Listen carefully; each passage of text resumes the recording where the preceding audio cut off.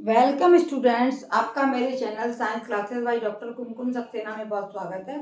और अभी चल रहे हैं कोशिका की रचना, जंतु कोशिका एवं वनस्पति कोशिका की रचना और उसमें पाए जाने वाले कोशिकांगों का वर्णन। आज मैं करने जा रही हूँ आपके लिए लाइसोसोम। जो आप देख रहे हैं कि लाइसोसोम कहाँ है, जंतु कोशिका में पाए जाते हैं। ये गोल गुब्बारे की तरह रचनाएं जो बनाई गई हैं। और लाइसोसोम जो है ये केवल जंतु कोशिका में ही पाया जाता है और इसकी जो खोज थी वो 1955 में सीडी दुबे नामक वैज्ञानिक ने की थी। और ये कैसी चीज़ है, कैसी रचना है, इसमें बहुत सारे एंजाइम जल में घुले हुए भरे रहते हैं। इनको एंजाइमों का अड्डा कहा जाता है इनको। और इन्हें सुसाइडल बैग भी कहते हैं क्योंकि इसमें जल अपघटनी, जिनका जल में अपघटन होता है उन्हें हम बोलते हैं जल अपघटनी एंजाइम भरे होते हैं। और अगर किसी तरह से ये थैली फट जाए तो क्या होगा, इसमें से निकल के एंजाइम जो हैं कोशिका जितने, अगर ये थैली फट गई जितने कोशिकाएं हैं उनको उनका विघटन करके उनको मार देते हैं, उनको मृत कर देते हैं। और मृत करने के बाद में ये उनका अंतःग्रहण कर लेते हैं। कोई भी कोशिका अगर जो ये थैली फट गई तो उसको ये खा जाएंगे, है ना। चाहे अंतःप्रदर्भी झिल्ली हो, चाहे राइबोसोम हो, उन्हें खा लेंगे और उन्हें अपने में पचा लेंगे। क्यों पचा लेते हैं? क्योंकि इनमें पाचक एंजाइम भरे होते हैं। तो ये मृत कोशिकाओं तथा खाद्य पदार्थों का अंतर्ग्रहण करते हैं और पाचक एंजाइम जो इनमें भरे होते हैं वो मृत कोशिका को और कोशिकाओं को तथा उनके खाद्य पदार्थों को खाकर उनका पाचन कर लेते हैं। इस प्रकार इसका कार्य क्या है कि ये इसमें जो है जल अपघटनी एंजाइम भरे हैं। अगर ये फट जाए थैली, कोई कोशिकांग खराब हो जाता है तो इनमें से निकलने में इसमें एंजाइम भरे होते हैं। सुसाइडल बैग इनको इसीलिए कहा जाता है। वो एंजाइम निकल के उस कोशिकांग को पाचन करके खत्म कर देता है और ये फिर अपने में उसको लेके पचा लेते हैं। इस प्रकार से इनका ये कार्य है कि मृत कोशिकाओं हानिकारक बाहरी तत्व का पाचन करना। इनमें बहुत सारे पाचक एंजाइम्स भरे होते हैं, एक बैग की तरह होते हैं जिन्हें हम सुसाइडल बैग कहते हैं। और उनको खत्म करके खा लेना, पचाना इनका कार्य होता है। दूसरी बात, प्रोटीन, वसा, ग्लाइकोजन आदि को भी पचाकर ये क्या करते हैं, कोशिका को ऊर्जा देते हैं। इनका पाचन में भी कार्य है।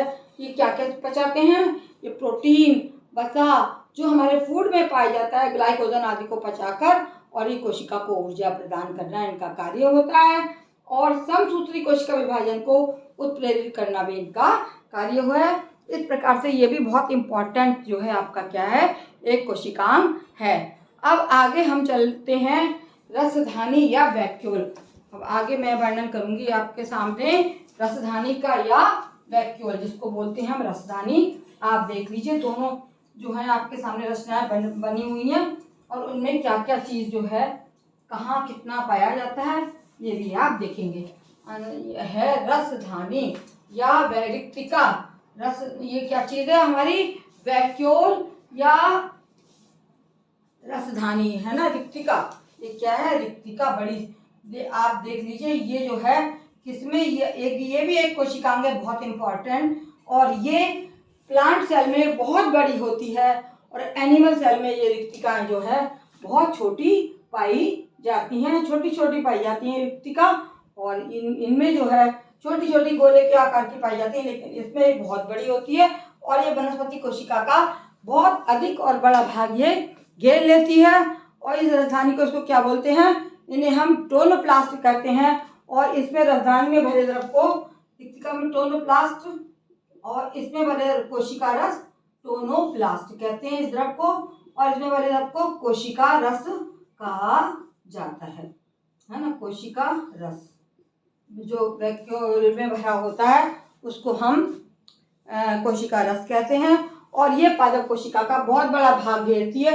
ये आप देख रहे हैं पादप कोशिका की रचना, इसका अधिक भाग जो है वो किसने, रसधानी ने या वैक्यूल ने घेरा हुआ है। और भी बहुत बड़ी बड़ी कोशिकाएं होती हैं। मैंने आपको समझाने के लिए इसको इतना बड़ा नहीं बनाया जिससे बाकी कोशिकाओं की रचना को आप समझ लें।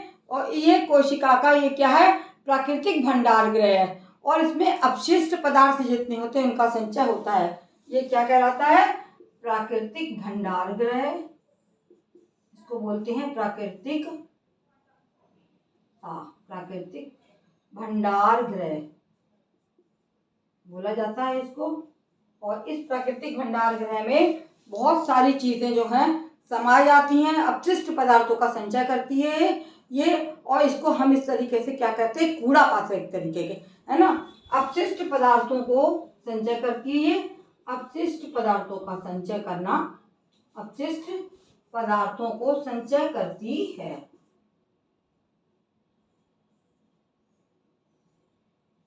अपशिष्ट पदार्थों का संचय करना इसका कार्य,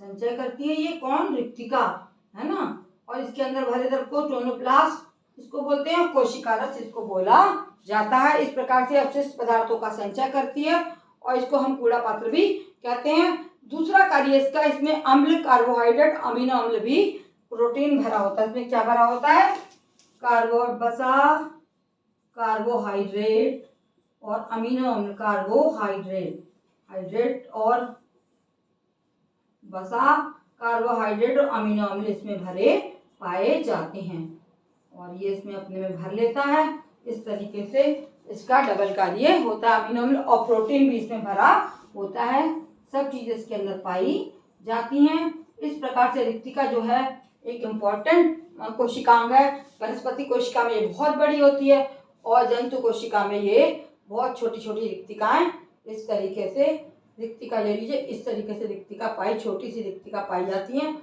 और संख्या में भी अधिक होती हैं। वनस्पति कोशिका में एक होती है लेकिन इसमें बहुत बड़ी बड़ी, थोड़ी बड़ी होती हैं और ये आपकी रिक्तिकाएं बन गई। इसमें जो सेल से भरा रहता है कोशिका रस कहते हैं और ये भंडार गृह हैं जो कि पदार्थों का, जैसे अम्ल है, कार्बोहाइड्रेट, अमीनो अम्ल, इनमें प्रोटीन इसमें भरा जाता है। इस प्रकार से ये पादप कोशिकाओं, इनका क्या कार्य है, ये पादप कोशिकाओं को कठोरता प्रदान करती है। पहला कार्य ये है, पादप कोशिकाओं को कठोरता प्रदान करती है। कोशिका को, सभी पेड़ खड़े रह जाते हैं, कठोरता प्रदान करती है, स्टेबिलिटी, है ना, टर्जिटी, स्टेबिलिटी ये प्रदान करती है पादप कोशिका को। और इसमें जो ये क्या काय का संचय करती है, ये दूसरा कार्य, ये वसा, प्रोटीन और अमीनो अम्ल का, कार्बोहाइड्रेट का भी संचय करती है। हाइड्रेट एवं अमीनो अम्ल का संचय करती है, अमीनो अम्ल का संचय करती है, इकट्ठा करती है, हाँ, इसके अंदर रहते हैं ये सब चीजें। फूड पदार्थ हैं ये, जो भोजन हम करते हैं उसमें से पाए जाते हैं, उनको ये संचित अपने में कर लेती है और सकुंचन द्वारा परासरण और उत्सर्जन को भी नियंत्रित करती है। सकुंचन माने कॉन्ट्रैक्ट होके, सुकड़ के, द्वारा परासरण एवं, परासरण माने चीजों का अंदर जाना और बाहर जाना, परासरण कहलाता है। और उत्सर्जन वेस्ट पदार्थों को बाहर निकालना, यानी उत्सर्जन आदि का, शरीर के वेस्ट पदार्थों को बाहर लाना उत्सर्जन कहलाता है, आदि का नियंत्रण करती है। कौन, वैक्यूल नियंत्रण करती है, ये इसका इम्पोर्टेंट कार्य है। ये भी हर अंग जो, हर कोशिकाओं जो है, कोशिका के लिए जो है आवश्यक है। और अपशिष्ट पदार्थों को इकट्ठा कर कोशिका की रक्षा करती है। जितने बेकार के पदार्थ हैं, अवशिष्ट जितना कूड़ा होता है, अपशिष्ट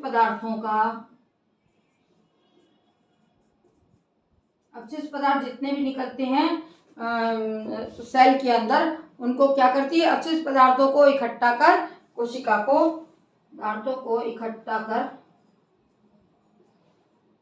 कोशिका को सुरक्षा प्रदान करती है, कोशिका को सुरक्षा प्रदान, बचाती है, कोशिका को सुरक्षा प्रदान करती है। बेकार के पदार्थ अपने में समा लेती है, वरना फैले रहे पूरे उसमें कोशिका में और नुकसान करें। तो ये अपशिष्ट पदार्थ जितने बेकार के पदार्थ होते हैं उनको अपने में समा लेती है और इसकी सहायता से अमीबा में उपयोगी भोज्य पदार्थ फूड वैक्यूल के रूप में इकट्ठे होते हैं। अमीबा में ये फूड वैक्यूल का काम करती है। अमीबा में भोजन इकट्ठा कर लेती है। Food vacuole